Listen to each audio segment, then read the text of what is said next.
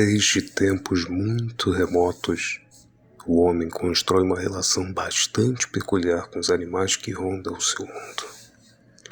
Em algumas culturas, certos animais são cultuados como deuses ou representam a origem de alguma importante divindade. Em alguns outros casos, podem ter sua simples presença associada ao aviso de um mau presságio ou à reencarnação de algum tipo de maldição.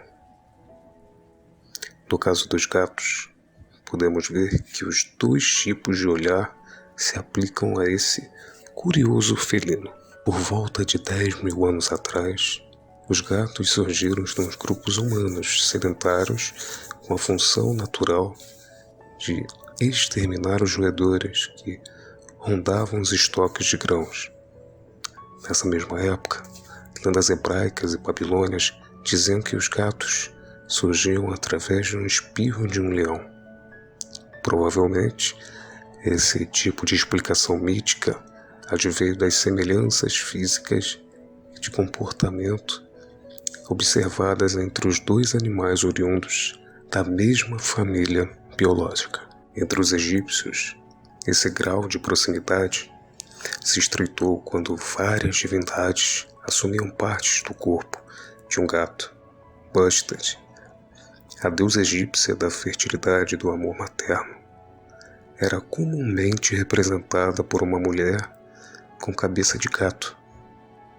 Observando vários registros de imagens organizadas pelos egípcios, podemos ver que os gatos perambulavam pela corte e não tinham cerimônia alguma em se aproximar de qualquer indivíduo que pertencia àquela civilização.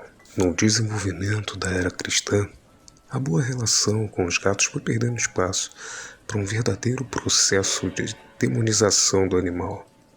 Alguns estudiosos dizem que tal modificação aconteceu porque os pagãos cultuavam os gatos e pouco mais tarde porque os muçulmanos também tinham um animal em boa conta. Nos primórdios da Idade Média, as parteiras que comumente carregavam a imagem de um gato, símbolo da deusa Bastet, foram proibidas de utilizar tal pretexto. Por volta do século XIII, a relação entre os gatos e as religiões pagãs logo se orientou para uma construção de uma imagem demoníaca do animal. Em uma de suas várias bulas, o Papa Gregório IV determinou que os gatos fossem terminantemente exterminados. A paranoia causada pela Inquisição acabou tendo um preço elevado, já que a diminuição da população felina acabou ajudando na propagação dos roedores que transmitiam a peste negra em diversas religiões da Europa. Com o passar do tempo, essa visão mística e preconceituosa perdeu lugar para o prazer advindo da domesticação desses pequenos e belos animais. A capacidade de associar independência e sociabilidade faz um gato um tipo de companhia agradável e, ao mesmo tempo, integrante. Em diversos textos literários, esse animal é descrito por uma minúcia de virtudes que o coloca em uma posição privilegiada. Pelo visto, eles também conseguem ocupar o posto de melhor amigo do homem. Pois bem, entendendo a seleção natural, é possível pular certas etapas do processo. Alguns anos de evolução para poder estudar alguns dos momentos em que o gato começou a ser domesticado. Mas antes da domesticação, a seleção natural criou um ancestral comum do gato que temos hoje. Isso aconteceu há mais de 100.000 anos, a partir do cruzamento de até 5 espécies diferentes de felinos para chegar no dito cujo ancestral comum. Foi só entre 12 a 10.000 anos atrás que os felinos foram domesticados. Estima-se que essa domesticação, como eu já havia dito, teve início através de agricultores que usavam os instintos básicos dos felinos para proteger suas plantações de cereais que atraíam muitos roedores.